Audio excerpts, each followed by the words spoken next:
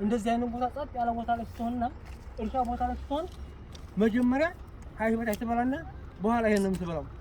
የምን መሰለህ መጨረሻ ላይ የሚጣፍጠውን ይሄ ጫፉ ጣፋጣ ስለሆነ የሚጣፍጠውን የምትበላው መጨረሻ ላይ ይሄን አካባቢ ነው ማለት ነው።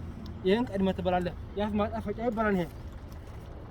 መንገድ ላይ እንደዚህ ሰው ያለበት ምናምን ሲሆን ደግሞ ቀድመህ የምትበላው እንዳንቀህ ቀስ ለምን መሰለህ ቀስ ምናምን ባልት ይላል።